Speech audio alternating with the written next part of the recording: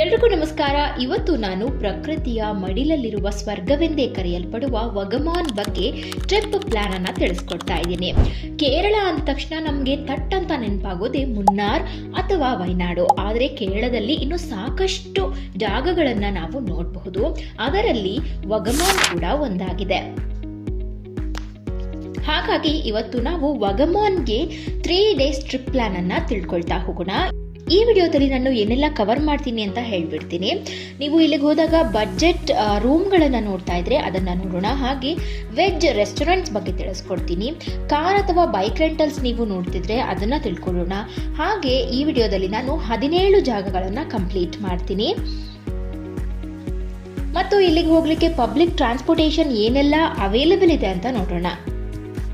ಹಾಗೆ ಈ 17 ಜಾಗಗಳ ಮಹತ್ವವನ್ನು ಕೂಡ ನಾನು ಈ ವಿಡಿಯೋದಲ್ಲಿ ಕವರ್ ಮಾಡ್ತಾ ಇದ್ದೀನಿ. ಹಾಗಾಗಿ ಈ ವಿಡಿಯೋ ತುಂಬಾನೇ ಉಪಯುಕ್ತವಾಗಲಿದೆ. ನೀವೇನಾದರೂ ಕೇರಳಕ್ಕೆ ಟ್ರಿಪ್ ಅನ್ನ ಪ್ಲಾನ್ ಮಾಡ್ತಾ ಇದ್ರೆ ನೆಕ್ಸ್ಟ್ ಟೈಮ್ ನೀವು ವಗಮಾನ್ಗೆ ಪ್ಲಾನ್ ಮಾಡಬಹುದು. ವಗಮಾನ್ ಕೇರಳ ರಾಜ್ಯದಲ್ಲಿರುವ ಒಂದು ಅತಿ ಸುಂದರವಾದ ಹಿಲ್ ಸ್ಟೇಷನ್ ಅಂತಾನೆ ಹೇಳಬಹುದು. ಇಲ್ಲಿ ಹಸಿರು ಗುಡ್ಡಗಳು, ಮೋಡಗಳಿಂದ ಮುಚ್ಚಿರುವ ಪರ್ವತಗಳು, ತಂಪಾದ ಗಾಳಿ ಮತ್ತು ಶಾಂತ ವಾತಾವರಣವನ್ನು ನೀವು ಕಾಣಬಹುದು. ಇಲ್ಲಂತೂ ನಾವು ಪ್ರಕೃತಿಯ ಒಂದು ಸುಂದರ ಚಿತ್ರಕಲೆಯಲ್ಲಿ ನಡೆದುಕೊಂಡು ಹೋಗುವಂತೆ ನಿಮಗೆ ಭಾಸವಾಗುತ್ತೆ. ವಗಮಾನ್ಗೆ ಏಕೆ ಭೇಟಿ ನೀಡಬೇಕು ಅಂತ ನೋಡೋದಾದ್ರೆ, ನಿಮಗೆ ಮಾನಸಿಕ ಶಾಂತಿ ಬೇಕು, ಹಾಗೆ ಮತ್ತು ಪ್ರಕೃತಿಯನ್ನ ನೀವು ತುಂಬಾ ಇಷ್ಟಪಡ್ತೀರಾ, ಹಾಗೆ ನೀವೇನಾದ್ರೂ ಟ್ರೆಕ್ಕಿಂಗ್ ಅಥವಾ ಅಡ್ವೆಂಚರಸ್ ಪ್ರಿಯರ್ ಆಗಿದ್ರೆ ಮತ್ತು ನಿಮ್ಮ ಫ್ಯಾಮಿಲಿ ಜೊತೆ ಒಂದಷ್ಟು ಕಾಲವನ್ನ ಕಳಿಬೇಕು, ಅದು ಕೇರಳ ಸೈಡು ಅನ್ಕೊಂಡಿದ್ರೆ ನೀವಿಲ್ಲಿಗೆ ಹೋಗಬಹುದು. ಹಾಗೆ ನಿಮ್ಗೆ ಇಲ್ಲಿ ತುಂಬಾ ಕ್ರೌಡೆಡ್ ಅನ್ಸೋದಿಲ್ಲ, ತುಂಬಾ ಶಾಂತವಾದ ವಾತಾವರಣ ನೋಡಲು ಸಿಗುತ್ತೆ. ವಗಮಾನ್ ಅಂತ ಅಂದ ಕೂಡಲೇ ಕೇವಲ ಅದು ಪ್ರವಾಸ ಸ್ಥಳ ಅಲ್ಲ, ಇದೊಂದು ಅನುಭವನೇ ಸರಿ. ನೀವು ಒಮ್ಮೆ ಭೇಟಿ ನೀಡಿದ್ರೆ ಮತ್ತೊಮ್ಮೆ ಬರ್ಬೇಕಪ್ಪ ಅಂತ ಅನ್ಸುತ್ತೆ. ನೀವು ಪ್ರಕೃತಿಯನ್ನ ಪ್ರೀತಿಸ್ತಾ ಇದ್ರೆ, ಶಾಂತಿಯನ್ನ ಹುಡುಕ್ತಾ ಇದ್ರೆ ವಗಮಾನ್ ನಿಮ್ಮ ಮುಂದಿನ ಟ್ರಾವೆಲ್ ಡೆಸ್ಟಿನೇಷನ್ ಆಗಬೇಕು. ವಗಮಾನ್ಗೆ ಬೆಂಗಳೂರಿಂದ 560 ಕಿಲೋಮೀಟರ್ಸ್ ಆಗುತ್ತೆ. ಬೆಂಗಳೂರಿಂದ ಡೈರೆಕ್ಟ್ ಟ್ರೈನ್ ಇಲ್ಲ ವಗಮಾನ್ಗೆ, ಯಾಕಂದ್ರೆ ಅಲ್ಲಿ ರೈಲ್ವೆ ಸ್ಟೇಷನ್ ಇಲ್ಲದೆ ಇರೋ ಕಾರಣ ನೀವು ವಗಮಾನ್ಗೆ ಹತ್ತಿರವಾಗಿರುವಂತಹ ಕೊಟ್ಟಯಂ ರೈಲ್ವೆ ಸ್ಟೇಷನ್ಗೆ ರೀಚ್ ಆಗಬಹುದು. ಈ ಕೊಟ್ಟಯಂ ರೈಲ್ವೆ ಸ್ಟೇಷನ್ ಇಂದ 65 ಕಿಲೋಮೀಟರ್ಸ್ ಆಗುತ್ತೆ ವಗಮಾನ್ನ ರೀಚ್ ಆಗಲಿಕ್ಕೆ. ಸೊ ನೀವು ಅಲ್ಲಿಗೇನೆ ಟಿಕೆಟ್ಸ್ ಅನ್ನ ಬುಕ್ ಮಾಡಿಕೊಂಡು ನಂತರ ಅಲ್ಲಿಂದ ವಗಮಾನ್ಗೆ ರೀಚ್ ಆಗಬಹುದು.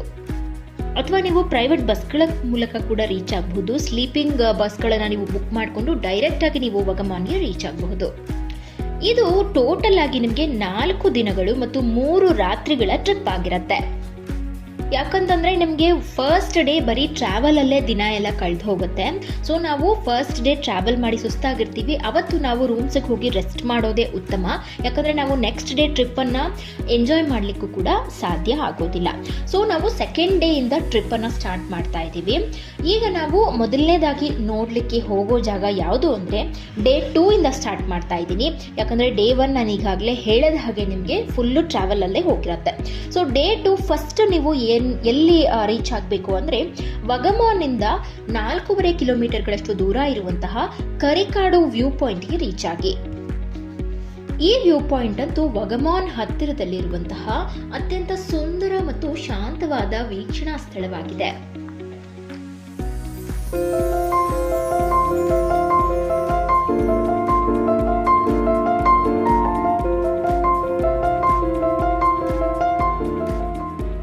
ಇಲ್ಲಿ ಕಾಣುವ ವಿಶಾಲ ಹಸಿರು ಮೇದಿನ ಪ್ರದೇಶಗಳು, ಆಳವಾದ ಕಣಿವೆಗಳು ಮತ್ತು ಮೋಡಗಳಿಂದ ಮುಚ್ಚಿದ ಬೆಟ್ಟಗಳು ಮನಸ್ಸಿಗೆ ಅಪಾರ ಶಾಂತಿಯನ್ನ ನೀಡುತ್ತೆ.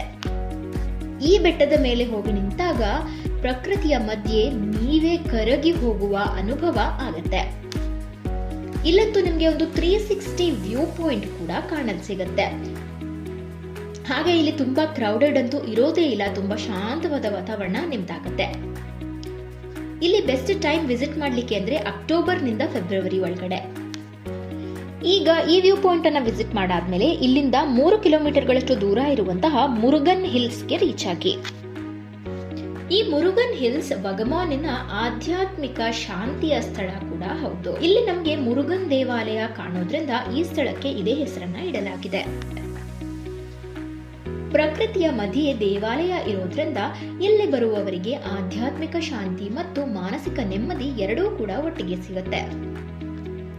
ಇಲ್ಲಂತೂ ತಂಪಾದ ಗಾಳಿ ಮತ್ತು ಶುದ್ಧ ವಾತಾವರಣ ನಿಮ್ದಾಗತ್ತೆ. ಇಲ್ಲಿಗೆ ಹೋಗ್ಲಿಕ್ಕೆ ಬೆಸ್ಟ್ ಟೈಮ್ ಅಂದ್ರೆ ಅಕ್ಟೋಬರ್ನಿಂದ ಫೆಬ್ರವರಿ ಒಳಗಡೆ.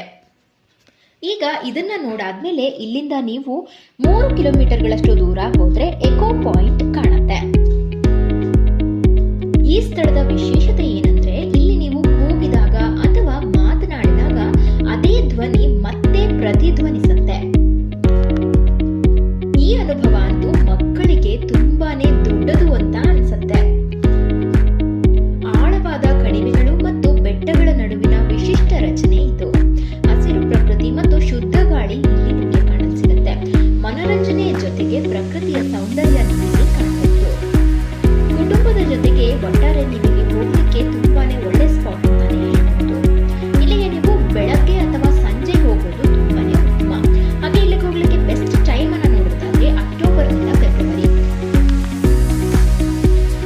ಈಗ ಎಕೋ ಪಾಯಿಂಟ್ ಅನ್ನ ಮುಗಿಸ್ಕೊಂಡು ನೀವು ಇಲ್ಲಿಂದ 1.5 ಕಿಲೋಮೀಟರ್ ಅಷ್ಟೇ ದೂರ ಹೋದ್ರೆ ತಂಗಲ್ಪರ ಸನ್ಸೆಟ್ ವ್ಯೂ ಪಾಯಿಂಟ್ ನಿಮಗೆ ಕಾಣಿಸುತ್ತೆ. ಇದರ ಹೆಸರೇ ಹೇಳೋ ಹಾಗೆ ಸನ್ಸೆಟ್ಗಳು ಇಲ್ಲಿ ಅತ್ಯಂತ ಅದ್ಭುತವಾಗಿ ಕಾಣಿಸುತ್ತೆ. ಇಲ್ಲಿ ಕಾಣುವ ಸೂರ್ಯಾಸ್ತದ ದೃಶ್ಯ ಅತಿ ಅದ್ಭುತ ಅಂತಾನೆ ಹೇಳ್ಬಹುದು. ಸೂರ್ಯನು ನಿಧಾನವಾಗಿ ಬೆಟ್ಟಗಳ ಹಿಂದೆ ಅಡಗುತ್ತಾ ಹೋಗುವ ಕ್ಷಣಗಳನ್ನ ನೋಡೋದೇ ಒಂದು ಸೊಗಸು. ಸುತ್ತಲೂ ಹರಡಿರುವ ಕಣಿವೆಗಳು ಮತ್ತು ಹಸಿರು ದೃಶ್ಯವನ್ನ ನೀವು ಕಾಣಬಹುದು. ಹಾಗೆ ಶಾಂತತೆ ಕೂಡ ಇಲ್ಲಿ ತುಂಬಾ ಆಗುತ್ತೆ. ನೀವೇನಾದ್ರೂ ಸನ್ಸೆಟ್ ಪ್ರಿಯರ್ ಆಗಿದ್ರೆ ಇಲ್ಲಿಗೆ ನೀವು ಖಂಡಿತವಾಗಿ ಭೇಟಿ ನೀಡಬೇಕು. ಇಲ್ಲಿಗೆ ಹೋಗ್ಲಿಕ್ಕೆ ಟೈಮಿಂಗ್ಸ್ ಬೆಸ್ಟ್ ಯಾವುದು ಅಂತ ನೋಡೋದಾದ್ರೆ ಸಂಜೆ 5:30 ಇಂದ 6:30 ಒಳಗಡೆ ನೀವು ಹೋಗ್ಬೋದು. ಆವಾಗ ಹವಾಮಾನ ಕೂಡ ನಿಮಗೆ ಅನುಗುಣವಾಗಿ ಇರುತ್ತೆ. ಆಗ ನೀವು ಸನ್ಸೆಟ್ ಅನ್ನ ತುಂಬಾ ಸೊಗಸಾಗಿ ಕಾಣಬಹುದು. ಇಲ್ಲಿಗೆ ಹೋಗ್ಲಿಕ್ಕೆ ಬೆಸ್ಟ್ ಟೈಮ್ ನಿಮಗೆ ಅಕ್ಟೋಬರ್ನಿಂದ ಫೆಬ್ರವರಿ ಆಗಿರುತ್ತೆ. ಈಗ ಈ ಸ್ಥಳವನ್ನ ನೋಡಾದ್ಮೇಲೆ ಇಲ್ಲಿಂದ 2.5 ಕಿಲೋಮೀಟರ್ಗಳಷ್ಟು ದೂರ ಹೋದ್ರೆ ನಿಮಗೆ ವಗಮಾನ್ ಮೆಡೋಸ್ ಸಿಗುತ್ತೆ. ಈ ಸ್ಥಳ ಅಂತೂ ವಗಮಾನ್ ನಲ್ಲಿರುವಂತಹ ಅತ್ಯಂತ ಪ್ರಸಿದ್ಧ ಮತ್ತು ಮನಸೆಳೆಯುವ ಸ್ಥಳಗಳಲ್ಲಿ ಒಂದು. ಇಲ್ಲಿ ಕಾಣುವ ವಿಶಾಲವಾದ ಹಸಿರು ಹುಲ್ಲು ಕಣ್ಣಿಗೆ ಹಬ್ಬದಂತೆ ಕಾಣುತ್ತೆ. ಎಲ್ಲಿ ನೋಡಿದರೂ ಹಸಿರು, ಶುದ್ಧ ಗಾಳಿ ಹಾಗೂ ಶಾಂತ ವಾತಾವರಣ ನಿಮ್ದಾಗತ್ತೆ. ಇಲ್ಲಂತೂ ನೀವು ಅಂತ್ಯವಿಲ್ಲದಂತೆ ಕಾಣುವ ಹಸಿರು ಮೇಲಿನ ಪ್ರದೇಶಗಳನ್ನ ನೋಡ್ತೀರಾ. ಬೆಟ್ಟಗಳ ಮೇಲೆ ಹರಡಿರುವ ಹುಲ್ಲು ಹಾಸಿಗೆಯನ್ನ ಕೂಡ ನೀವು ಕಾಣಬಹುದು. ತಂಪಾದ ಗಾಳಿ ಮತ್ತು ಮಂಜಿನ ವಾತಾವರಣ ಇಲ್ಲಿರುತ್ತೆ. ಹಾಗೆ ಮೋಡಗಳು ನೆಲವನ್ನು ತಾಕುವಂತಿರುವ ದೃಶ್ಯಗಳನ್ನ ಕೂಡ ನಿಮಗೆ ಕಾಣಬಹುದು. ಇಲ್ಲಂತೂ ಫೋಟೋಗ್ರಾಫಿ ಮತ್ತು ವಿಡಿಯೋಗ್ರಾಫಿಗೆ ತುಂಬಾನೇ ಚೆನ್ನಾಗಿರುತ್ತೆ. ಇಲ್ಲಿಗೆ ಹೋಗ್ಲಿಕ್ಕೆ ಬೆಸ್ಟ್ ಟೈಮ್ ಅಂದ್ರೆ ಸೆಪ್ಟೆಂಬರ್ನಿಂದ ಫೆಬ್ರವರಿ ಒಳಗಡೆ. ಸೊ ಇಲ್ಲಿಗೆ ನಿಮ್ಮ ಡೇ 2 ಅಂದ್ರೆ 2ನೇ ದಿವಸದ ಪ್ರವಾಸ ಮುಗಿಯುತ್ತೆ. ಈಗ ನಾವು 3ನೇ ದಿವಸ ಬೆಳಗ್ಗೆ ಎಲ್ಲೆಲ್ಲ ಹೋಗ್ಬಿಟ್ಟು ಅಂತ ನೋಡ್ತಾ ಹೋಗೋಣ. ನಾವು ವಗಮಾನ್ನಿಂದ 9.5 ಕಿಲೋಮೀಟರ್ಗಳಷ್ಟು ದೂರ ಹೋದ್ರೆ ಪಲೋಳುಕುಂಪರ ಫಾಲ್ಸ್ಗೆ ನೀವು ರೀಚ್ ಆಗ್ತೀರಾ. ಇದಂತೂ ವಗಮಾನ್ನಲ್ಲಿರುವಂತಹ ಅತ್ಯಂತ ಸುಂದರವಾದ ನೈಸರ್ಗಿಕ ಜಲಪಾತವಾಗಿದೆ. ಈ ಪಲೋಳುಕುಂ ಅಂದ್ರೆ ಹಾಲಿನಂತೆ ಹರಿಯುವುದು ಅಂತ ಅರ್ಥ. ಇಲ್ಲಿ ಬಂಡೆಗಳ ಮೇಲೆ ಹರಿಯುವ ನೀರು ಹಾಲಿನ ಪ್ರವಾಹದಂತೆ ಕಾಣುತ್ತೆ. ಅದರಿಂದಾನೇ ಈ ಸ್ಥಳಕ್ಕೆ ಪಲೋಳುಕುಂ ಎಂಬ ಹೆಸರು ಬಂತು. ದೊಡ್ಡ ಬಂಡೆಗಳ ನಡುವೆ ಹರಿಯುವ ನೈಸರ್ಗಿಕ ಜಲಪಾತ, ಸುತ್ತಮುತ್ತಲಿನ ಹಸಿರು ಕಾಡು ಮತ್ತು ಶುದ್ಧ ವಾತಾವರಣ, ತುಂಬಾ ಶಾಂತ ಮತ್ತು ಕಡಿಮೆ ಜನಸಂದಣಿಯುಳ್ಳ ಸ್ಥಳ ಕೂಡ ಇದು. ಈ ಸ್ಥಳಕ್ಕೆ ಹೋಗ್ಲಿಕ್ಕೆ ಬೆಸ್ಟ್ ಟೈಮ್ ಅಂದ್ರೆ ನಿಮ್ಗೆ ಜುಲೈನಿಂದ ಡಿಸೆಂಬರ್ ಒಳಗಡೆ. ಯಾಕಂದ್ರೆ ಈ ಸಮಯದಲ್ಲಿ ನಿಮ್ಗೆ ಜಲಪಾತ ತುಂಬಿ ಹರಿಯೋದನ್ನ ಕಾಣಬಹುದು. ಈಗ ಈ ಜಲಪಾತವನ್ನ ನೋಡಾದ್ಮೇಲೆ ಇಲ್ಲಿಂದ ನೀವು 1 ಕಿಲೋಮೀಟರ್ ಅಷ್ಟು ದೂರ ಹೋದ್ರೆ ವರಟ್ಟುಮೇಡು ವ್ಯೂ ಪಾಯಿಂಟ್ ನಿಮ್ಗೆ ಸಿಗತ್ತೆ. ಇದಂತೂ ವಗಮಾನ್ನಲ್ಲಿರುವಂತಹ ಅತ್ಯಂತ ಸುಂದರ ಸ್ಥಳಗಳಲ್ಲಿ ಒಂದು. ಇಲ್ಲಿ ಕಾಣುವ ಆಳವಾದ ಕಣಿವೆಗಳು, ಹಸಿರು ಬೆಟ್ಟಗಳು ಮತ್ತು ಮಂಜಿನಿಂದ ಆವೃತವಾಗಿರುವ ವಾತಾವರಣ ನಿಮ್ಮ ಮನಸ್ಸಿಗೆ ತುಂಬಾ ಶಾಂತತೆಯನ್ನ ತಂದುಕೊಡುತ್ತೆ. ಈ ಜಾಗ ಕೂಡ ಕಡಿಮೆ ಜನಸಂದಣಿಯುಳ್ಳ ಒಂದು ಸ್ಥಳ. ಪ್ರಕೃತಿಯೊಂದಿಗೆ ಒಂಟಿಯಾಗಿ ಸಮಯ ಕಳೆಯಲು ಇದೊಂದು ಸೂಕ್ತ ಸ್ಥಳ ಅಂತಾನೆ ಹೇಳ್ಬಹುದು. ಇಲ್ಲಿಗೆ ಹೋಗ್ಲಿಕ್ಕೆ ಬೆಸ್ಟ್ ಟೈಮ್ ನಿಮಗೆ ಅಕ್ಟೋಬರ್ನಿಂದ ಫೆಬ್ರವರಿ. ಈಗ ಈ ಸ್ಥಳವನ್ನ ನೋಡಾದ್ಮೇಲೆ ಇಲ್ಲಿಂದ 20 ಕಿಲೋಮೀಟರ್ಗಳಷ್ಟು ದೂರ ಹೋದ್ರೆ ನಿಮ್ಗೆ ವಲಜಂಗನಂ ಜಲಪಾತ ಸಿಗತ್ತೆ. ಇದಂತೂ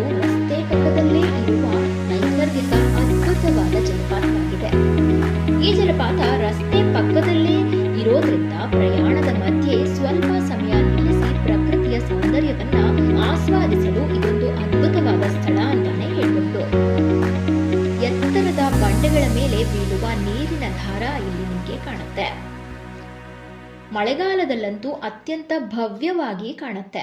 ಸುತ್ತಮುತ್ತ ನಿಮಗೆ ಹಚ್ಚ ಹಸಿರಿನ ಕಾಡು, ತಂಪಾದ ವಾತಾವರಣ ಕಾಣಲು ಸಿಗುತ್ತೆ. ಫೋಟೋಶೂಟ್ಸ್ಗೆ ಇದೊಂದು ಹೇಳಿ ಮಾಡಿಸಿದ ಸ್ಥಳ ಅಂತಾನೆ ಹೇಳ್ಬಹುದು.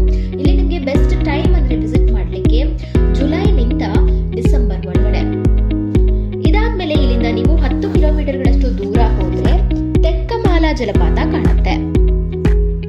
ಈ ಜಲಪಾತ ಅಂತೂ ಹಸಿರು ಕಾಡಿನ ಮಧ್ಯೆ ಇರೋದ್ರಿಂದ ಇಲ್ಲಿ ಬರುವವರಿಗೆ ನಿಜವಾದ ಪ್ರಕೃತಿಯ ಅನುಭವ ಸಿಗುತ್ತೆ. ಗದ್ದಲದಿಂದ ದೂರ ಶುದ್ಧ ಗಾಳಿ ಮತ್ತು ನೀರಿನ ಮಧುರ ಶಬ್ದ ಇಲ್ಲಿ ನಿಮಗೆ ಅನುಭವ ಆಗುತ್ತೆ.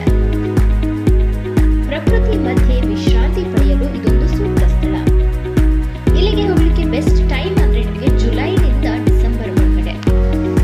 ಒಟ್ಟಾರೆ ಇದಂತೂ ಪ್ರಕೃತಿಯ ಮೌನ, ತಂಪು ಮತ್ತು ಶಾಂತಿಯ ಅನುಭವವನ್ನ ನಿಮ್ದಾಗಿಸುತ್ತೆ. ಇದಾದ್ಮೇಲೆ ಇಲ್ಲಿಂದ ನೀವು 18 ಕಿಲೋಮೀಟರ್ಗಳಷ್ಟು ದೂರ ಹೋದ್ರೆ ಪಪನ್ನಿ ಜಲಪಾತ ಹಾಗೂ ಉರುಂಬಿಕ್ಕರ ವ್ಯೂ ಪಾಯಿಂಟ್ ನಿಮಗೆ ಸಿಗುತ್ತೆ. ಇದಂತೂ ವಗಮಾನಲ್ಲಿರುವಂತಹ ಒಂದು ಸುಂದರ ಮತ್ತು ಕಡಿಮೆ ಜನರಿಗೆ ತಿಳಿದಿರುವಂತಹ ಒಂದು ಜಲಪಾತವಾಗಿದೆ. ದಟ್ಟವಾದ ಹಸಿರು ಕಾಡಿನ ಒಳಗಡೆ ನಿಮಗೆ ಇರುವಂತಹ ಈ ಜಲಪಾತ ತುಂಬಾನೇ ಸೊಗಸಾಗಿರುತ್ತೆ, ಹಾಗೆ ಶಾಂತವಾದ ಅನುಭವವನ್ನು ಕೊಡುತ್ತೆ. ಇಲ್ಲಿಗೆ ಹೋದಾಗ ಇದರ ಮಧ್ಯದಲ್ಲೇನೆ ಒಂದು ಬ್ರಿಡ್ಜ್ ರೀತಿ ಮಾಡ್ತಾರೆ. ಅಲ್ಲಿ ನೀವು ತುಂಬಾ ರಭಸವಾಗಿ ಹರಿಯುವಾಗ ಹೋಗ್ಲಿಕ್ಕೆ ಆಗೋದಿಲ್ಲ. ಬಟ್ ನೀವು ಪೋಸ್ಟ್ ಮಾನ್ಸೂನ್ ಸೀಸನ್ ಅಲ್ಲಿ ಇಲ್ಲಿ ವಿಸಿಟ್ ಮಾಡಿದಾಗ ನೀವು ಅಲ್ಲಿಗೆ ಹೋಗಿ ರೀಚ್ ಆಗಬಹುದು. ಆ ಒಂದು ಬ್ರಿಡ್ಜ್ ಮೇಲೆ ನಿಂತು ನೋಡುವ ದೃಶ್ಯ ತುಂಬಾ ಅದ್ಭುತವಾಗಿರುತ್ತೆ. ಇಲ್ಲಿಂದ ನಿಮಗೆ ಉರುಂಬಿಕ್ಕರ ವ್ಯೂ ಪಾಯಿಂಟ್ ಕೂಡ ಕಾಣಲು ಸಿಗುತ್ತೆ. ಎರಡು ಒಟ್ಟಿಗೆ ನೀವು ಇಲ್ಲಿ ಅನುಭವ ಮಾಡಬಹುದು. ಇಲ್ಲಿಗೆ ನಿಮ್ಮ 3rd ಡೇ ಟ್ರಿಪ್ ಕೂಡ ಕಂಪ್ಲೀಟ್ ಆಗುತ್ತೆ. ಇದಾದ್ಮೇಲೆ ನೀವು ನಿಮ್ಮ ರೂಮ್ಸ್ ಹೋಗಿ ರೆಸ್ಟ್ ಮಾಡಬಹುದು.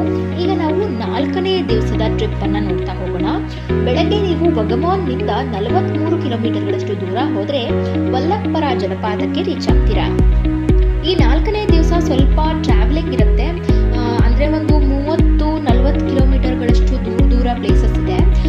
ನೀವು ಅಷ್ಟೊಂದು ದೂರ ಹೋಗ್ಲಿಕ್ಕೆ ಬಯಸೋದಿಲ್ಲ ಅಂದ್ರೆ ಒಂದಷ್ಟು ಜಾಗಗಳನ್ನ ನೀವು ಸ್ಕಿಪ್ ಮಾಡಬಹುದು.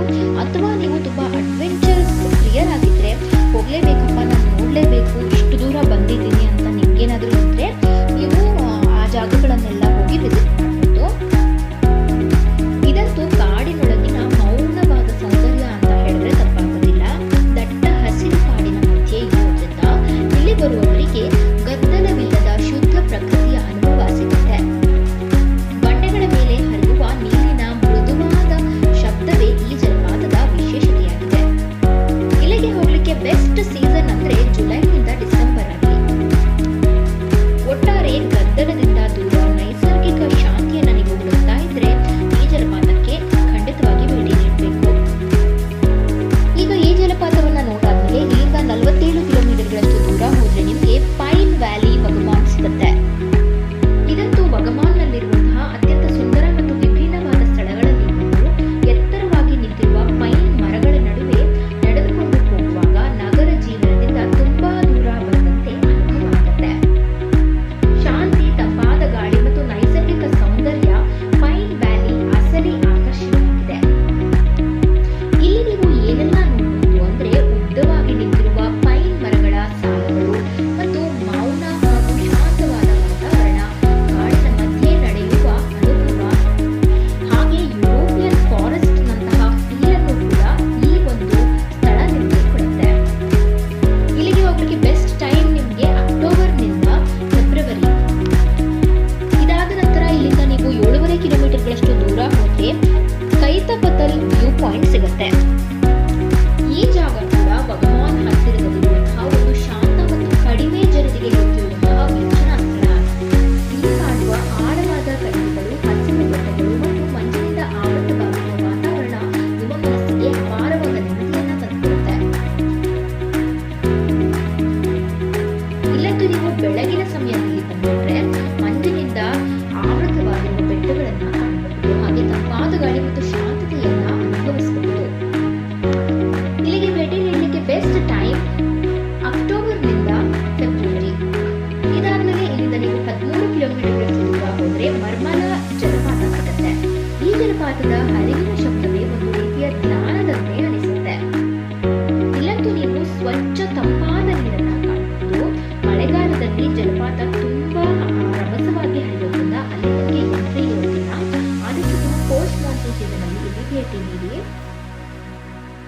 ಇವಾಗ ಹೇಳ್ತಾ ಇರುವಂತಹ ಜಾಗಗಳೆಲ್ಲಾನು ಕಡಿಮೆ ಸಂದಣಿಯುಳ್ಳ ಜಾಗಗಳೇ ಆಗಿದೆ. ಆದಷ್ಟು ನೀವು ಇಲ್ಲಿಗೆ ಹೋಗೋ ಮುಂಚೆ ಆಫ್ಲೈನ್ ಮ್ಯಾಪ್ಗಳನ್ನ ಡೌನ್ಲೋಡ್ ಮಾಡ್ಕೊಂಡು ಹೋಗೋದು ತುಂಬಾನೇ ನಿಮಗೆ ಯೂಸ್ ಆಗುತ್ತೆ. ಯಾಕಂದ್ರೆ ಅಕಸ್ಮಾತ್ ನೀವು ಮಧ್ಯದಲ್ಲಿ ಹೋಗಿ ನಿಮಗೆ ರೂಟ್ ಮಿಸ್ ಆಗೋ ಚಾನ್ಸಸ್ ಜಾಸ್ತಿ ಇರುತ್ತೆ. ಯಾಕಂದ್ರೆ ಇದು ದಟ್ಟವಾದ ಕಾಡಿನ ಒಳಗಡೆ ಇರೋದ್ರಿಂದ ನಿಮಗೆ ಸಿಗ್ನಲ್ ಅಷ್ಟಾಗಿ ಸಿಗೋದಿಲ್ಲ. ಆದ್ದರಿಂದ ನೀವು ಗೂಗಲ್ ಮ್ಯಾಪ್ಸ್ ನಿಂದ ಆಫ್ಲೈನ್ ಮ್ಯಾಪ್ಗಳನ್ನು ಡೌನ್ಲೋಡ್ ಮಾಡಿಕೊಂಡು ನಂತರ ನಿಮ್ಮ ಟ್ರಾವೆಲ್ ಅನ್ನ ಸ್ಟಾರ್ಟ್ ಮಾಡಿ.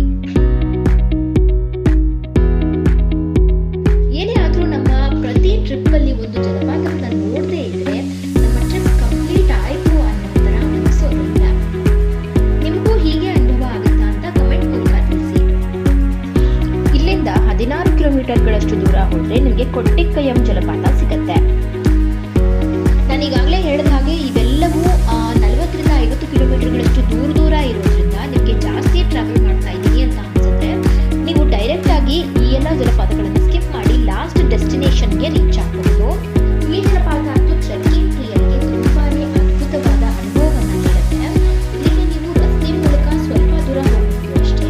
ಅನಂತರ ನೀವು ದಟ್ಟವಾದ ಕಾಡಿನ ನಡುವೆ ಟ್ರೆಕ್ಕಿಂಗ್ ಮೂಲಕ ಹೋಗಬೇಕಾಗುತ್ತೆ. ಆದ್ರಿಂದ ನೀವು ಗ್ರಿಪ್ ಆಗಿರುವಂತಹ ಶೂಸ್ ಅನ್ನ ಧರಿಸಿ ಹೋಗಿ.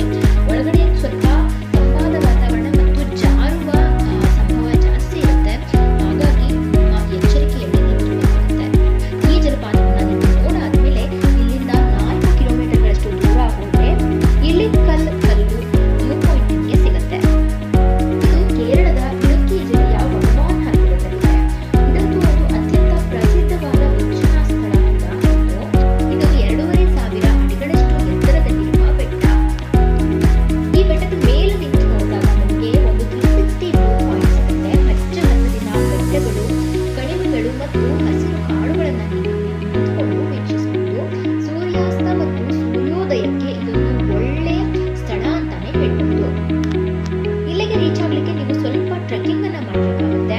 ಇದು ಬಿಗಿನರ್ ಫ್ರೆಂಡ್ಲಿ ಟ್ರೆಕ್ಕಿಂಗ್ ಅಂತಾನೆ ಹೇಳ್ಬಹುದು. ಅಷ್ಟೊಂದು ಏನು ಶ್ರಮ ಇರೋದಿಲ್ಲ. ಸುಮಾರು ನಿಮಗೆ 1.5 ಗಂಟೆಗಳಷ್ಟು ಸಮಯ ತೆಗೆದುಕೊಳ್ಳುತ್ತೆ ಇದನ್ನ ನೀವು ಫುಲ್ ಹತ್ತಲಿಕ್ಕೆ. ಇಲ್ಲಿಗೆ ಟ್ರೆಕ್ಕಿಂಗ್ ಆಗಿ ನೀವು ಟಿಕೆಟ್ಸ್ ಅನ್ನು ಕೂಡ ಬೈ ಮಾಡಬೇಕಾಗುತ್ತೆ. ಇಲ್ಲಿ ಸುಮಾರು ₹100 ಇಂದ ₹300 ಒಳಗಡೆ ಇರುತ್ತೆ ಟಿಕೆಟ್ ಪ್ರೈಸ್. ಅಲ್ಲಿಗೆ ನೇರವಾಗಿ ಹೋಗಿ ನೀವು ಅಲ್ಲಿ ಕನ್ಫರ್ಮ್ ಮಾಡಿಕೊಂಡು ನಂತರ ನೀವು ಇಲ್ಲಿ ಟ್ರೆಕ್ಕಿಂಗ್ ಅನ್ನು ಸ್ಟಾರ್ಟ್ ಮಾಡಬಹುದು.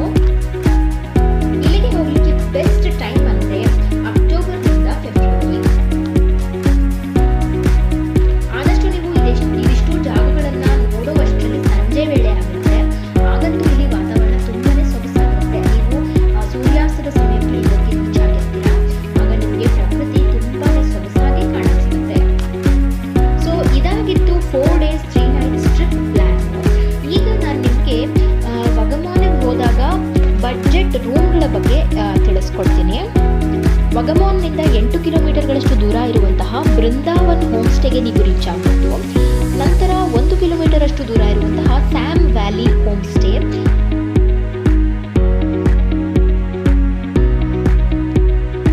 400 ಮೀಟರ್ಗಳಷ್ಟು ದೂರ ಇರುವಂತಹ ದ ಸೆಲೆಸ್ಟ್ ಇನ್ ವಗಮಾನ್ಗೆ ನೀವು ರೀಚ್ ಆಗಬಹುದು. ಇಲ್ಲೆಲ್ಲ ನಿಮಗೆ ಪ್ರೈಸ್ ರೇಂಜ್ 1500ರಿಂದ 2000 ಒಳಗಡೆ ಇರುತ್ತೆ. ನೀವು ಸೀಸನ್ ವೈಸ್ ಇದರ ಪ್ರೈಸ್ ಅನ್ನ ನೋಡಬಹುದು. ಅಂದ್ರೆ ಪ್ರೈಸ್ ವೇರಿಯೇಷನ್ ಆಗ್ತಾ ಇರುತ್ತೆ ಸೀಸನ್ಗೆ ತಕ್ಕ ಹಾಗೆ. ಹಾಗೆ ನೀವು ಬುಕ್ ಮಾಡ್ಕೊಳ್ಬೇಕಾದ್ರೆ ಡೈರೆಕ್ಟ್ ಆಗಿ ವೆಬ್ಸೈಟ್ಗೆ ಹೋಗಿ ಬುಕ್ ಮಾಡೋದಕ್ಕಿಂತ ನೀವು ಈ ರೂಮ್ಗಳಿಗೆ ಕಾಲ್ ಮಾಡಿ ಅಲ್ಲಿ ಪ್ರೈಸ್ ಅನ್ನ ಕೇಳಿ ನಂತರ ಪೇಮೆಂಟ್ ಅನ್ನ ಮಾಡಿ. ಯಾಕಂದ್ರೆ ಒಂದಷ್ಟು ವೆಬ್ಸೈಟ್ಗಳಲ್ಲಿ ಪ್ರೈಸ್ ರೇಂಜ್ ಜಾಸ್ತಿನೇ ಕೊಟ್ಟಿರ್ತಾರೆ. ಹಾಗಾಗಿ ಇಲ್ಲಿ ಬೆಸ್ಟ್ ವೆಜ್ ರೆಸ್ಟೋರೆಂಟ್ಸ್ ಅಂದ್ರೆ ಗ್ರೀನ್ ಹೌಸ್ ರೆಸ್ಟೋರೆಂಟ್ ಅಂತ ಇದೆ. ಇದು ವಗಮಾನ್ನಿಂದ 3 ಕಿಲೋಮೀಟರ್ಗಳಷ್ಟು ದೂರದಲ್ಲಿದೆ. ಹಾಗೆ VR ರೆಸ್ಟೋರೆಂಟ್ ಇದು 90 ಮೀಟರ್ಗಳಷ್ಟು ದೂರವಷ್ಟೇ ನಿಮಗೆ ಕಾಣಿಸುತ್ತೆ. ಹಾಗೆ ಇಲ್ಲಿಗೆ ಹೋದಾಗ ನೀವು ಕ್ಯಾಶ್ ಅನ್ನ ಕ್ಯಾರಿ ಮಾಡಿ ಮರೀದೆ. ಯಾಕಂದ್ರೆ ಒಂದಷ್ಟು ಜಾಗಗಳಲ್ಲಿ ನೆಟ್ವರ್ಕ್ ಪ್ರಾಬ್ಲಮ್ ಇರೋದ್ರಿಂದ ನಿಮಗೆ ಕ್ಯಾಶ್ನ ಅಗತ್ಯತೆ ಜಾಸ್ತಿ ಆಗುತ್ತೆ. ಆದ್ದರಿಂದ ನೀವು ಕ್ಯಾಶ್ ಅನ್ನ ಕ್ಯಾರಿ ಮಾಡೋದನ್ನ ಮಿಸ್ ಮಾಡಬೇಡಿ. ಈಗ ಬೈಕ್ ರೆಂಟಲ್ಸ್ ಮತ್ತು ಕಾರ್ ರೆಂಟಲ್ಸ್ ನಿಮಗೆ ವಗಮಾನ್ನಲ್ಲಿ ಸಿಗುತ್ತಾ ಅಂತ ಕೇಳಿದ್ರೆ ಬೈಕ್ ರೆಂಟಲ್ಸ್ ಈಗ ಸದ್ಯಕ್ಕೆ ಅವೈಲೇಬಲ್ ಇರೋದಿಲ್ಲ. ನೀವು ಬೈಕ್ಸನ್ನು ರೆಂಟಿಗೆ ತೊಗೊಂಡು ಅಲ್ಲಿ ಟ್ರಾವೆಲ್ ಮಾಡ್ತೀರಾ ಅಂದರೆ ಅದು ಸಾಧ್ಯ ಆಗೋದಿಲ್ಲ.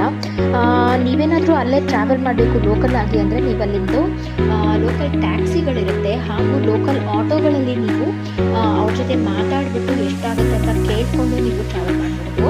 ಕಾರ್ಗಳನ್ನು ನೀವು ರೆಂಟಿಗೆ ತೊಗೊಳ್ತೀರಾ ಅಂದರೆ ಆಲ್ಮೋಸ್ಟ್ ನಿಮಗೆ 4,500ರಿಂದ 6,000 ಒಳಗಡೆ ಚಾರ್ಜ್ ಮಾಡ್ತಾರೆ. ಆದಷ್ಟು ನೀವು ಅವ್ರ ಹತ್ರ ಕಡಿಮೆ ಮಾಡಿಸ್ಲಿಕ್ಕೆ ನೋಡಿ. ಎಷ್ಟು ದಿನಗಳಿಗೆ ನಿಮಗೆ ಬೇಕಾಗಬಹುದು ಅದ್ರ ಮೇಲೆಲ್ಲ ಡಿಪೆಂಡ್ ಆಗುತ್ತೆ. ಹಾಗೆ ನೀವು ಎಷ್ಟು ದೂರ ಟ್ರಾವೆಲ್ ಮಾಡ್ತೀರಾ ಅದ್ರ ಮೇಲೂ ಕೂಡ ಡಿಪೆಂಡ್ ಆಗುತ್ತೆ ಪ್ರೈಸ್ ರೇಂಜು. ಆದರೆ ಈ ಕಾರ್ ಮತ್ತು ಬೈಕ್ ರೆಂಟಲ್ಸ್ ತುಂಬಾ ಕಾಸ್ಟ್ಲಿ ಆಗಿರೋದ್ರಿಂದ ವಗಮಾನ್ನಲ್ಲಿ ನಿಮ್ಮ ಓನ್ ವೆಹಿಕಲ್ಸ್ ಮೂಲಕ ನೀವು ಟ್ರಾವೆಲ್ ಮಾಡೋದು ತುಂಬಾ ಸೂಕ್ತ ಅನಿಸುತ್ತೆ. ಒಟ್ಟಾರೆ ವಗಮಾನ್ ಅಂತೂ ಕಡಿಮೆ ಜನಸಂದಣಿ ಉಳ್ಳ ಒಂದು ಅತ್ಯಂತ ಸುಂದರವಾದ ಸ್ಥಳ ಅಂತ ಹೇಳಿದ್ರೆ ತಪ್ಪಾಗೋದಿಲ್ಲ. ಇಲ್ಲಿ ನಿಮಗೆ ಶಾಂತತೆ ಅಂತೂ ತುಂಬಾ ಎದ್ದು ಕಾಣುತ್ತೆ. ನೀವೇನಾದರೂ ಶಾಂತ ಪ್ರಿಯರಾಗಿದ್ದರೆ ಈ ಸ್ಥಳಕ್ಕೆ ನೀವು ಖಂಡಿತವಾಗಿ ಭೇಟಿ ನೀಡಬಹುದು. ಇದು ತುಂಬಾ ಸೊಗಸಾದ ಸ್ಥಳ ಅಂತಾನೆ ಹೇಳಬಹುದು. ಇಲ್ಲಿಗೆ ವಗಮಾನ್ನ ಟ್ರಿಪ್ ಪ್ಲ್ಯಾನ್ ಕಂಪ್ಲೀಟ್ ಆಯಿತು. ಈ ವಿಡಿಯೋ ನಿಮಗೆ ಉಪಯುಕ್ತವಾಗಿದೆ ಅಂತ ಅನ್ಸಿದ್ರೆ ನಮ್ಮ ಚಾನಲ್ಗೆ ಸಬ್ಸ್ಕ್ರೈಬ್ ಆಗಲಿಕ್ಕೆ ಮಿಸ್ ಮಾಡಬೇಡಿ.